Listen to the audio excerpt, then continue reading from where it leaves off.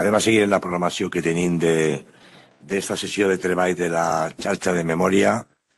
Bueno, jo pense que estarà el Teni ja connectat, no? Sí. Artemi. Molt bé, pues Artemi, vas a parlar-nos des de on estàs i vas a parlar-nos de la nova llei de memòria democràtica. I, bueno, jo volia fer-te una presentació molt ràpida. Pues Artemi, que ara ens parlarà, és llicenciat en Dret de l'any 88, com passa el temps, per la Universitat de Valencia.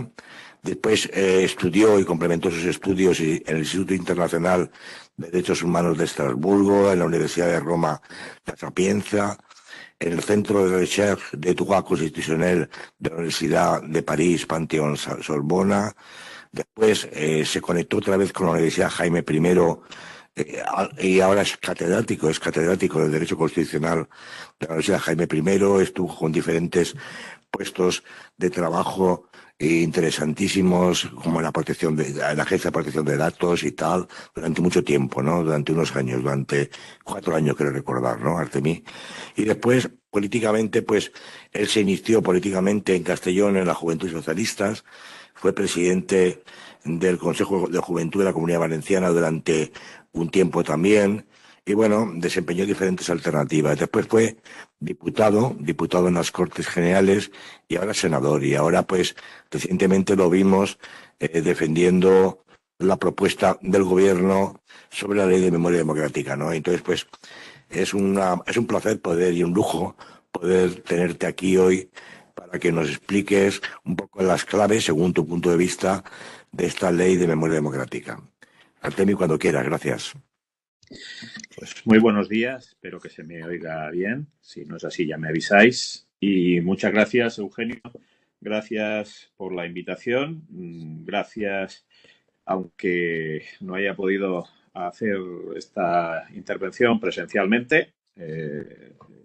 Ya lo lamento, no solo por poder visitar Denia, acudir a Denia, sino también por compartir un buen rato con buenos amigos como tú, como Toñi, como Vicent, como Miquel y como tantos otros. En todo caso, saludos a todos, es un placer y además aprovecho para daros la enhorabuena, ¿no?, por la iniciativa que no es aislada, obviamente, que es continuada de impulso de esta temática, organizando este taller sobre la memoria democrática y bien focalizado, entiendo, sobre los nuevos retos que plantea la ley recién aprobada, la ley 20/2022, de la que he tenido el gusto y el honor, un gran honor, así lo vivo, de haber sido ponente en el Senado.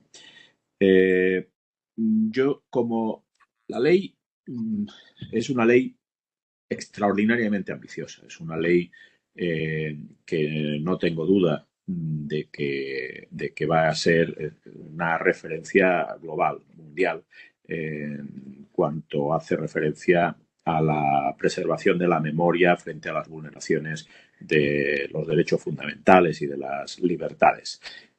Por eso, una ley tan ambiciosa es también una ley muy extensa, una ley que recorre muchísimos ámbitos, y ello me va a obligar a mí a ir al galope, en un recorrido que creo necesario sobre los contenidos de la ley y que puede ser bien útil. Afortunadamente, la magnífica intervención de Miquel ya permite, digamos, dejar de lado un aspecto que creo que es de los centrales en la ley, que es el impacto que debe tener esta nueva normativa en el sistema educativo.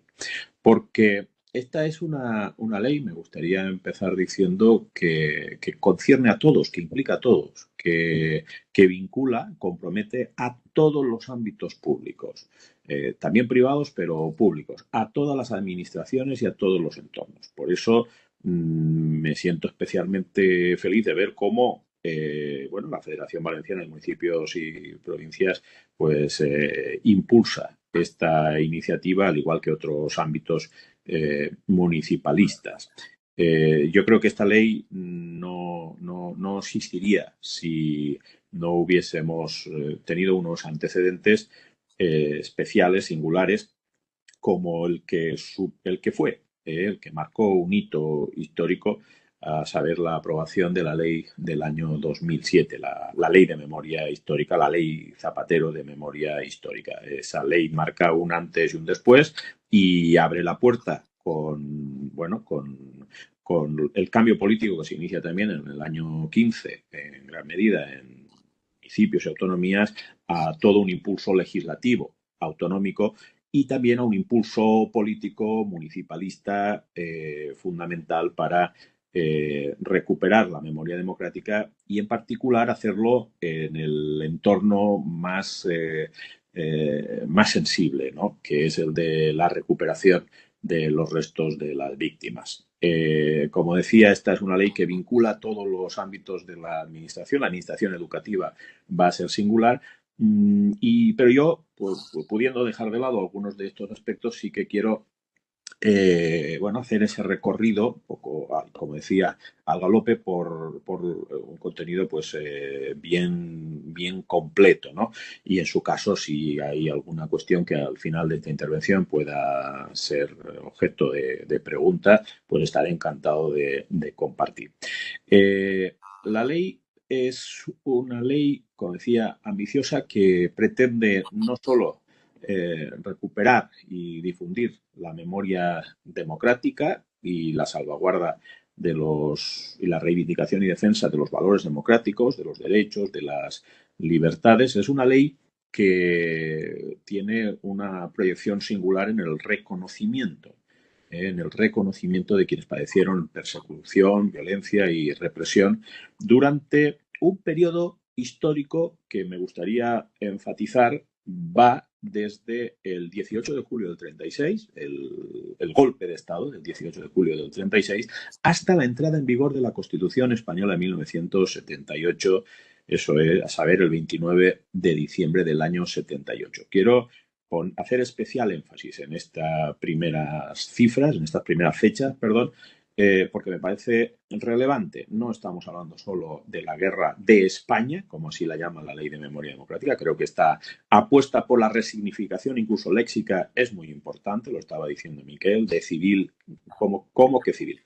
Guerra de España. Esta fue una guerra que fue iniciada por un golpe de Estado y reconducirlo a lo que la terminología histórica ha querido llamar civil, guerra civil, o lo que de una forma burlesca casi algunos ahora llaman como la pelea de los abuelos, ¿no?, que hemos oído recientemente, pues es una forma de falsear, obviamente, la realidad, muy hiriente, ciertamente. Pero creo, insisto, que la recuperación de una cierta terminología que supere otras menos reales, menos verdaderas, memoria histórica, o mejor dicho, memoria democrática por memoria histórica, guerra de España por guerra civil, me parece importante. Recorre, como decía, todo ese periodo histórico. Ya no es solo la recuperación de la memoria de la guerra de España, de la posguerra, de la represión, sino también de toda la represión sufrida durante la dictadura hasta un momento concreto y determinado, y así lo acota en lo que refiere a la protección de las víctimas, de la entrada en vigor de la Constitución Española de 1978, que es el que se entiende que es el punto de inflexión. La Ley de Memoria Democrática hace una serie de pronunciamientos explícitos que creo que también son irrelevantes. Aunque el recorrido tenga un valor fundamentalmente, simbólico, pero necesario. Una condena y repudio explícito a ese golpe de Estado del 18 de julio y a la declaración explícita también de la ilegalidad del régimen franquista. La ley recoge los principios en los que se inspira todos los movimientos internacionales de memorialistas. Verdad, justicia, reparación y garantía de la no repetición. Me parece importante insistir también en la idea de que esta no es una norma que tiene un mero enfoque local, nacional, sino que es una norma que recoge todo ese aprendizaje global, internacional y recoge lo que los tratados internacionales suscritos por España impactan en esta materia. De ahí que hay un aspecto de esta ley que ha sido objeto de debate, como es el de si se superaba, limitaba, restringía, derogaba o no la ley de memoria, la ley de amnistía. Bien, es que hay que decir de forma inequívoca que la ley de amnistía sigue, obviamente, vigente. La ley de memoria histórica lo que hace precisamente es confirmar su vigencia, aunque no puede ocultar ni negar una evidencia, y es que esta ley, como todas, debe ser interpretada y aplicada conforme al derecho internacional de los derechos humanos, donde se establece que los crímenes de guerra, de genocidio, tortura, etcétera, son imprescriptibles y no amnistiables. Esta ley, la Ley de Memoria Democrática, pone en el centro de su mirada, de su garantía, de su protección, precisamente a las víctimas que lo fueron de la guerra y de la dictadura. Y lo hace desde una perspectiva bien garantista, haciendo una explícita referencia a toda una serie de situaciones que merecieron y que sufrieron esa represión. No solo lo que resulta obviamente es obvio a las personas fallecidas, desaparecidas, privadas de libertad, detenidas, torturadas, también a quienes sufrieron deportación, trabajos forzados, internamientos, por supuesto a toda la España del exilio, a la España que sufrió los campos de concentración en territorio nacional, en los campos de concentración nazis.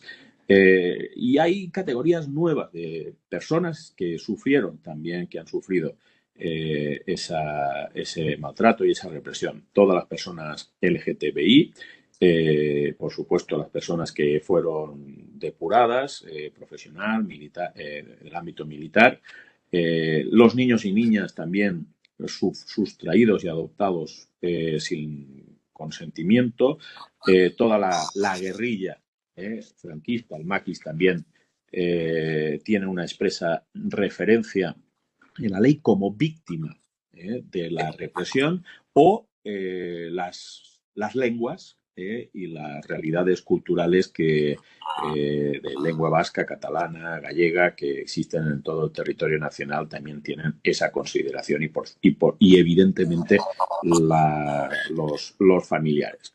Como decía, hay unas expresas referencias a la ilegalidad e ilegitimidad de tribunales, de órganos militares, jurados que impusieron condenas o sanciones que son al mismo tiempo consideradas ilegítimas y nulas. Y aunque es también así de cierto y sin matices, esas declaraciones no van acompañadas de un derecho a obtener reclamación o a obtener una reparación económica ni una indemnización, sino obtener un reconocimiento explícito por el acto de represión. La ley nos convoca en dos fechas concretas del calendario anual, que son el día 31 de octubre y el día 8 de mayo, a recordar y homenajear, en el primer caso, 31 de octubre, a todas las víctimas del golpe y de la dictadura, y el día 8 de mayo a las víctimas del exilio, a los exiliados. Dos fechas que deben ponerse en valor y que creo que de forma inequívoca todas las administraciones públicas deberán concertarse para hacer de esas fechas los días de referencia. La ley, como decía, coloca a las víctimas en el centro de su interés, de su preocupación, crea un registro, crea un censo. Mencionaba Miquel, a las mujeres como también víctimas de la represión y, en concreto, una de las novedades de esta ley, la Ley de Memoria Democrática, es la de promover ese reconocimiento a las mujeres. Es la primera vez en que existe una mención explícita al reconocimiento del papel que jugaron las mujeres a partir de la propia discriminación derivada de la dictadura.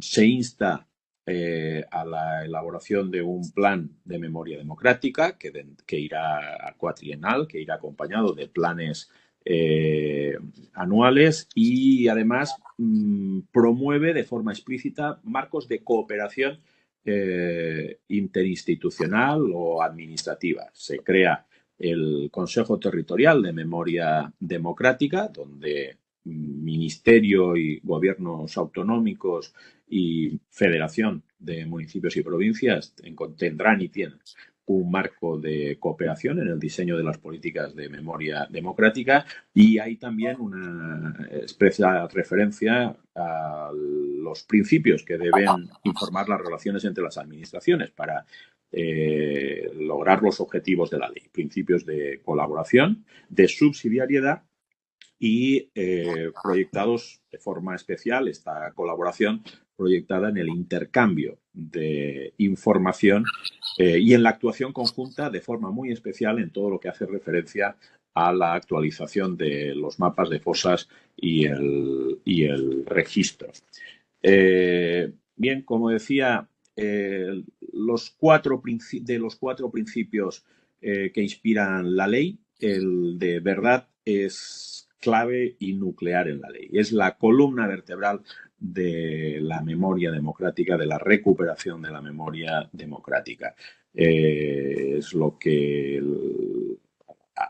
de forma particular saca a la luz el grado más alto de sensibilidad, que es el que hace referencia a la localización e identificación de las personas desaparecidas. Aquí la apuesta es inequívoca. Se atribuye a la Administración del Estado una obligación y una posición de liderazgo a través de la elaboración de los mapas y planes plurianuales de búsqueda, de localización, de exhumación y de identificación de personas desaparecidas.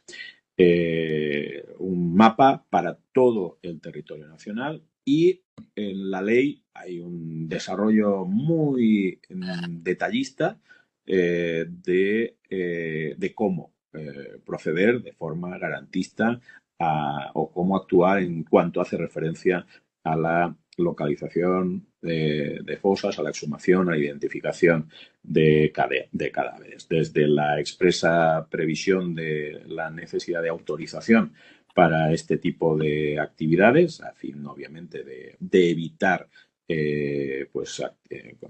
comportamientos inadecuados, establecen reglas relativas, bajando hasta el detalle de cómo proceder en el caso de encontrar de forma casual restos, o de cómo acceder temporalmente a determinados espacios privados donde puedan encontrarse este tipo de hallazgos. Es decir, hay una muy precisa regulación, que obviamente no es ahora el caso de detenernos en ella, pero que en la ley se van a encontrar casi todas las respuestas que busquemos a cómo actuar en el supuesto de que alguien denuncie, advierta, solicite, desee buscar, localizar o proceder a exhumar o identificar víctimas. Hay una apuesta también muy relevante en este aspecto en la ley cuando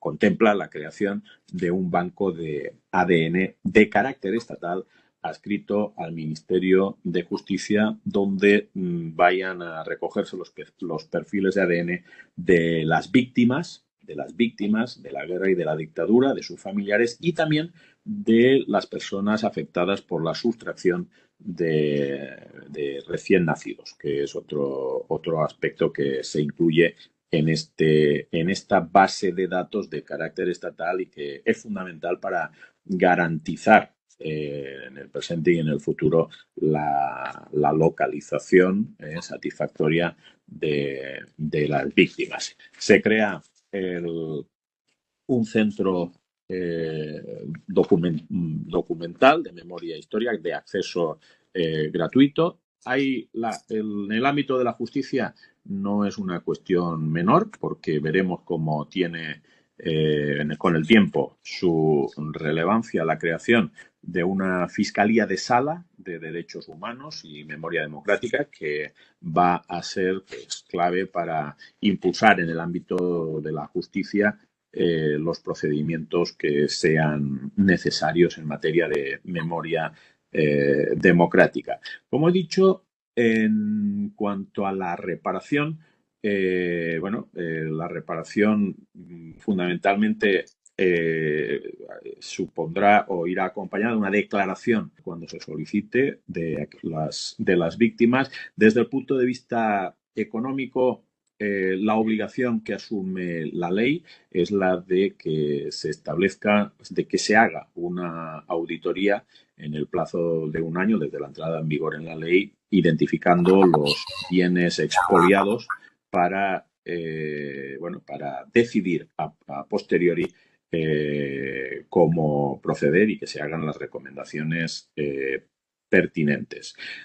Como digo, es tan ambiciosa y amplia esta ley como que también contempla la extensión de los procesos de obtención de nacionalidad, la concesión de la nacionalidad española, por un lado, a descendientes de españoles del exilio, pero también, por ejemplo, a descendientes de los que fueron los voluntarios que integraron las brigadas internacionales. Bien, veis que voy rápido, no sé si en exceso, pero me detendré aún en algunos aspectos que a lo mejor exijan un poco más de precisión, como a lo mejor a los que voy a abordar a continuación, porque en este deber de memoria democrática está claro que hay determinadas cuestiones que vienen siendo especialmente sensibles y delicadas.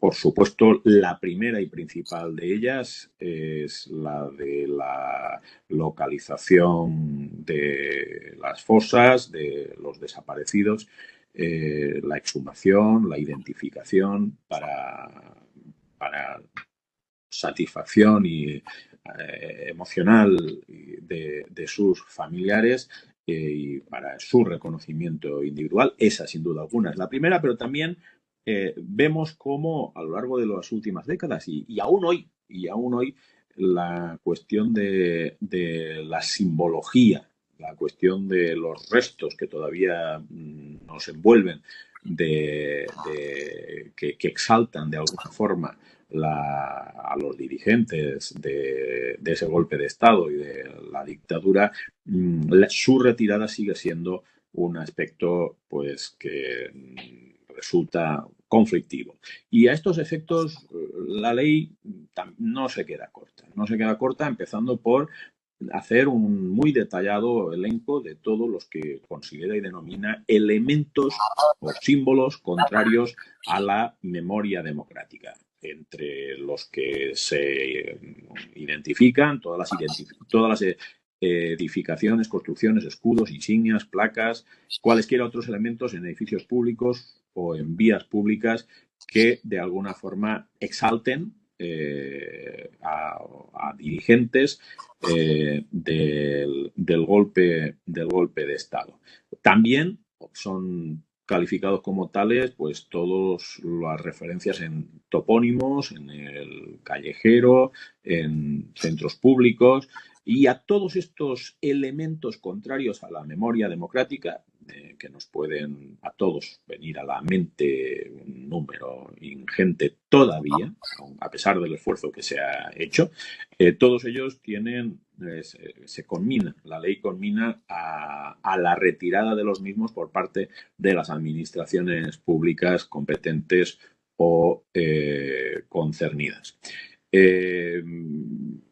Cuando, por otro lado, la propia ley, pues obviamente establece que la obligación, si se trata de edificios públicos, pues corresponde a las personas, a los titulares de esos edificios públicos, llega hasta el grado de precisión de proscribir, impedir o prohibir la visibilidad de retratos y otras manifestaciones artísticas de militares o de dirigentes del golpe de Estado, de forma que no pueden mostrarse en lugares representativos, en despachos, etcétera. Y en el ámbito, si se trata de edificios de carácter privado o religioso, también existe una obligación de retirada cuando estos símbolos, estas referencias en esos edificios tengan una proyección en un espacio o uso público. Hemos visto el caso de Queipo de Llano, que es una clara manifestación de esta previsión legal. Todo ello, salvo que se tratara de espacios de estricto recuerdo privado donde no sea posible esa exaltación de estos personajes. Con un límite, obviamente, cuando esos vestigios o símbolos o restos puedan tener un valor artístico y, en su caso, puedan su retirada afectar a la estructura de ese tipo de inmuebles. Bien, digamos que son cuestiones que también en cada caso habrá que proceder a evaluar, pero en cualquier caso hay una obligación explícita de retirada de un elenco que, como ya digo, es bien extenso. Y hay un procedimiento también que lo regula, un procedimiento de retirada o eliminación que se activa en el supuesto de que las instituciones públicas o privadas obligadas a hacerlo no lo hicieran. Llegando incluso en el supuesto de que haya una actitud renuente a preverse la existencia de multas y de otros elementos coercitivos. También hay una expresa proscripción, prohibición referida a la celebración de actos públicos contrarios a la memoria democrática. Este es otro tema pues bien sensible, lo hemos visto no más lejos que la semana pasada con algunas actuaciones de grupos que han exaltado todavía hoy la figura de dirigentes y denigrando a las víctimas, celebrando actos vinculados al 20 de noviembre. El artículo 38 es contundente al establecer que, al margen de lo que contemple la legislación reguladora del derecho de reunión, son actos contrarios a la memoria democrática aquellos que se realicen en público y que entrañen descrédito, menosprecio o humillación de las víctimas y supongan exaltación de los dirigentes del golpe o de la dictadura. Estos actos, además, en el supuesto de que la administración local, esto ocurrió en Alicante, sin ir más lejos, de que esas convocatorias de actos o de que una convocatoria de acto pudiera realizarse en la proximidad de las zonas incluidas en los mapas de fosas o en los lugares de memoria democrática. En estos supuestos hay pues una expresa previsión dirigida a impedir su celebración. En todo caso, también se contempla y se hace referencia a que los restos mortales de dirigentes del golpe militar no pueden permanecer ni inhumados en lugares preeminentes de acceso público distinto a un cementerio. Esta es una previsión que la hemos visto plasmada en la exhumación de Queipo de Llano. Hay previsiones que hacen referencia a la revisión de los honores, reconocimientos o distinciones otorgados a los dirigentes o personas que protagonizaron el golpe y luego la dictadura. Obviamente es una previsión que cada municipio, cada administración pública, verá cómo procede a a concretarla. Desde luego, las consideraciones como hijos adoptivos, hijos predilectos, etcétera, etcétera, de muchos de ellos, pues están puestas en cuestión por la ley. Al igual que se prevé incluso la revisión y revocación de condecoraciones y recompensas, aunque el beneficiario haya fallecido, o aunque haya que hacerlo esa revisión a título póstumo. Tampoco es difícil imaginar en qué supuestos está pensando la ley, qué personajes está en este supuesto imaginando. Para ir terminando, bueno, diré, como también todos sabéis, la ley hay una referencia expresa a determinados ámbitos y lugares, la resignificación del Valle de los Caídos por Cuelgamuros, deja de existir el Valle de los Caídos. Hay también referencias a la reubicación de restos que todavía allí ocupen lugares preeminentes. Todo, creo que somos todos conocedores de estas previsiones porque se han hecho públicas. Creo que es muy importante, y en un entorno también como la Federación de Municipios y Provincias, hacer una mención específica a la existencia de un régimen sancionador en la ley. Me parece que es muy importante, porque esa ya no es solo una ley que haga proclamas o reconocimientos genéricos, que lo hace, y yo acabo de hacer un recorrido bastante rápido, pero también detallista de muchas de estas previsiones, sino que también es una ley que no solo que acompaña las obligaciones y los deberes de sanciones.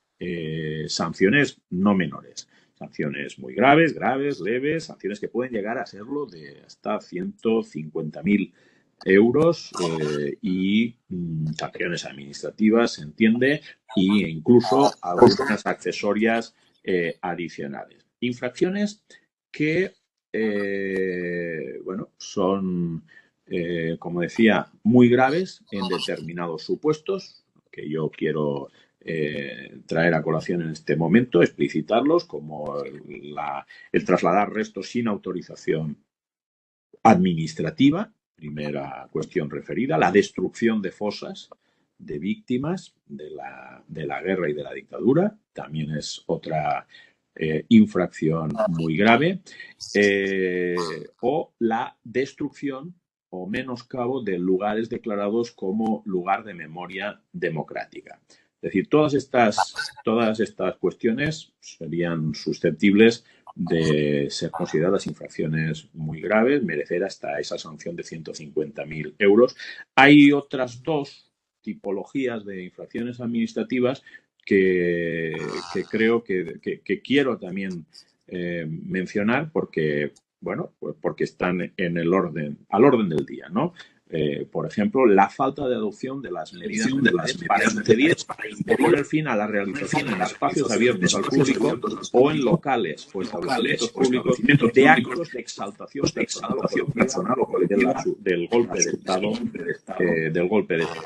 Es decir, aquellas instituciones privadas o públicas que no adopten las medidas necesarias para impedir la celebración de estos actos de exaltación pueden ser objeto de sanción como infracción muy grave. Al tiempo, por ejemplo, también que la propia convocatoria de actos o de campañas de divulgación o publicidad que por cualquier medio de comunicación, escrita o verbal, pueda hacerse para promover esa exaltación denigrando a las víctimas. Convocatorias de actos o falta de adopción de medidas para impedir la celebración de esos actos son conductas sancionables por la nueva Ley de Memoria Democrática con hasta los referidos 150.000 euros.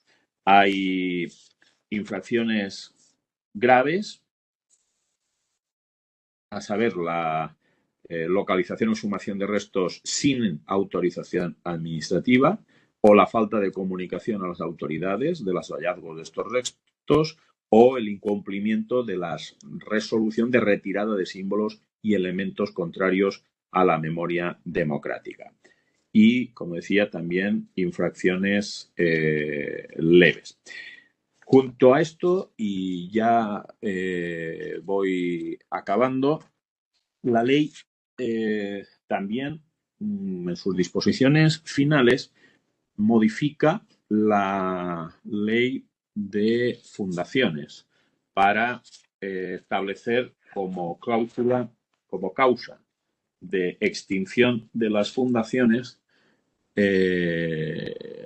la siguiente. Se considera contrario, es decir, se considera como causa de extinción que las fundaciones no persigan fines de interés general. Y en este caso, la ley establece que se considerará que no persigue interés general la apología del franquismo que ensalce el golpe de Estado y la dictadura o enaltezcan a sus dirigentes con menoscabo y humillación de las víctimas. Es decir, cualquier fundación que a partir de la entrada en vigor de la ley promueva estas conductas, apología del franquismo, denigrando a las víctimas, puede ser o será objeto de inicio de un proceso de extinción. Y terminaré haciendo referencia a la disposición adicional 16ª, por si necesita todavía alguna aclaración. Hay una disposición en la ley, que es la disposición adicional 16ª, que ha generado una controversia interesada por parte fundamentalmente del espacio político hostil a la ley de memoria democrática por razones obvias. Una disposición adicional, la 16ª, que han querido algunos utilizar como argumento de autoridad para hacer creer que esta es una ley que llevaba o que implicaba la revisión del proceso de transición política democrática español y que ponía en cuestión la actividad política y pública de los dirigentes de los gobiernos de España, no solo hasta la entrada en vigor de la Constitución del 78, el 29 de diciembre del 78, sino también con posterioridad hasta el año 83 o más tarde. Y nada más lejos de la realidad. Es verdad que hay una disposición adicional 16ª que se incorporó en el trámite parlamentario a iniciativa del PSOE,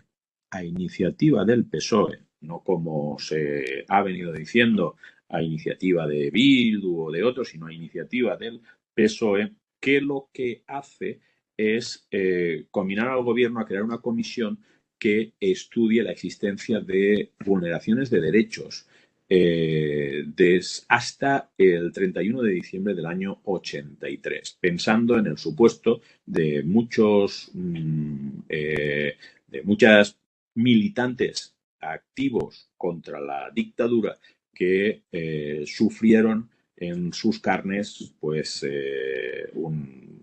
torturas o incluso la propia muerte. Caso de Yolanda González o de estudiantes que fueron objeto de que en este caso pues murieron a manos de los grupos paramilitares franquistas o fascistas. Esta disposición adicional 16ª literalmente dice lo siguiente: el gobierno, en el plazo de un año, designará una comisión técnica que elabore un estudio sobre los supuestos de vulneración de derechos humanos a personas, repito, a personas por su lucha por la consolidación de la democracia entre la entrada en vigor de la Constitución y el 31 de diciembre del 83, a personas que lucharon por la consolidación de la democracia y de los derechos fundamentales.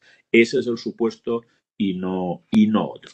Bien, como habréis podido comprobar, he hecho un recorrido, pues inevitablemente, pues muy superficial por el contenido de la ley, poniendo, pues eso, señalando los aspectos que aún así no exhaustivo, ni mucho menos, superficial, sí, lamentablemente, pero tampoco exhaustivo. Habría mucho más de qué hablar de esta ley que, como antes decía, es y va a ser reconocida como tal, seguramente la ley más ambiciosa que se ha conocido en el orden comparado de recuperación de la memoria de víctimas de las vulneraciones de derechos que sufrió nuestro país desde el golpe de Estado del 18 de julio del 36 en adelante y luego por la que sufrieron la dictadura, esa larga dictadura, esos 4 décadas de dictadura franquista. Y con esto termino mi intervención, Eugenio, compañeros, amigos, y quedo a vuestra disposición por si es el caso comentar alguna cuestión y en todo caso muy agradecido de tener la oportunidad de dirigirme a todos vosotros. Ahora, ¿me oyes, Artemi? ¿Me oyes ahora? Ahora perfectamente. Muy bien, mira, Artemi, yo te quería hacer una pregunta, porque a nosotros en la charcha de municipios pues nos hacen preguntas y tal, y era, bueno, la ley de memoria democrática contempla nulidad de sentencias, ¿no? Y de tribunales de la dictadura, ¿no? Pero contempla también la desaparición de las fichas con antecedentes penales de la época. Es una pregunta que te quería realizar. Y después te quería hacer una reflexión como ciudadano normal y corriente, ¿no? Yo creo que hay muchas personas que estamos trabajando desde hace mucho tiempo en una labor pedagógica para explicar lo que significa la memoria democrática, la memoria histórica, un poco con el objetivo de normalizar la memoria democrática dentro de la vida cotidiana de la sociedad, ¿no? Para mejorar la convivencia, ¿no? Tú, que trabajas en el Senado, que estás de senador y que tienes tus relaciones políticas con unos y con otros, ¿tú crees que es posible, que tiene camino hacer una pedagogía con las fuerzas políticas hostiles a esta ley de memoria democrática? Por lo que se ha dicho, ¿no? De que es una ley de Bildu, por lo que se está diciendo de que, bueno, de las falsedades que se están diciendo, ¿no? ¿Tú crees que existe la posibilidad de que hacer una pedagogía con estas fuerzas políticas para normalizar de una vez por todas, como pasa en el resto de países occidentales, la memoria democrática y las leyes de memoria democrática? Gracias. Pues, Eugenio, con toda claridad, respecto de la segunda cuestión, te diré que no. Desgraciadamente, creo que a este país, a esta sociedad nuestra, le iría mucho mejor y sería sano para el alma de una sociedad democrática que el conjunto de las fuerzas políticas compartiéramos una mirada similar, o al menos un mínimo común, ¿no? Para cuanto hace referencia a este pasado que nuestro país protagonizó y que exige de esa renuncia y exige de ese reconocimiento a las víctimas, ¿no? Mi percepción, y creo que la de cualquier ciudadano, ya, no hace falta tener una mirada especialmente privilegiada, una atalaya especial, para darse cuenta de que cuando bueno, cuando el líder o cuando el presidente del Partido Popular de España supuestamente una mirada, la mirada más centrada que el primer partido de la oposición podía tener y recuperar, se va fuera de España y para explicar lo que es la memoria democrática alude a unas peleas de abuelos que no merecen más calificativo ni consideración y ya está, pues hay poco más que decir, ¿no? Luego en el día a día es obvio, ¿no? esto es así. Y en cada discurso esta apelación al olvido, porque es una combinación al olvido, es decir, a esta referencia a la concordia a la que aluden tanto ellos, es más bien al olvido. Es evidente que la derecha española, no la extrema derecha, pues es casi podría decir que es más honesta que la derecha propiamente. Es decir, tiene un ideario que no lo ocultan. En las enmiendas a la totalidad que presentaron a la ley, son un canto al revisionismo histórico de unas dimensiones que incalificables. Si alguien quiere hacer ese ejercicio un poco patológico de relectura de ese texto, de esos textos, les invito a hacerlo y comprobar cómo hay una reescritura, una revisión, una relectura histórica que ya empezó hace muchos años con historiadores de ese entorno, etcétera, pero que hoy pues es viva y patente. Bueno, eso es la extrema derecha, eso se ve claramente, pero la derecha democrática, llamémosle así, no es capaz de, entiendo yo, y con ello pues cierro esta referencia, no es capaz de desprenderse de su pasado, digamos, sociológico, de romper y de reconocer que a pesar de venir de donde se viene, este es un paso que debería andar. Y bueno, sobre la primera pregunta que planteabas, las declaraciones de nulidad de condenas, sanciones, etcétera, de estos órganos, tribunales considerados y calificados como ilegales, en el artículo 5º, apartado 4, tienen los efectos que tienen. Y se dice claramente lo siguiente, que darán lugar, esas declaraciones de nulidad, darán lugar al derecho a obtener una declaración de reconocimiento y reparación personal. En todo caso, esta declaración de nulidad será compatible con cualquier otra forma de reparación prevista en el ordenamiento jurídico sin que pueda producir, como antes yo decía, responsabilidad patrimonial ni indemnización. Y termina diciendo, esta declaración de nulidad deberá hacerse constar en el expediente judicial de la causa anulada. Es decir, el efecto de la declaración de nulidad de esas condenas y de esas sanciones en términos, digamos, administrativos, el expresamente aquí contemplado en la ley, es el de que se haga constar en el expediente judicial de la causa. Muchas gracias. ¿Y los antecedentes policiales? No hay una referencia específica, que salvo error por mi parte, en la ley al tema de los antecedentes. Muchas gracias por tu tiempo.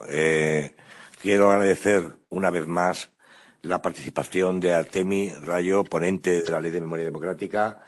Bueno, y nos veremos dentro de poco. Yo creo que la Federación Valenciana de Municipios y Provincias trabaja siempre con cualquier institución, cualquier entidad que está en relación con los municipios y con lo que los ayuntamientos creen. Y creo que nos veremos dentro de poco, Artemi. Muchas gracias. Eugenio, también. Vale, hasta luego. Muchas gracias. Gracias.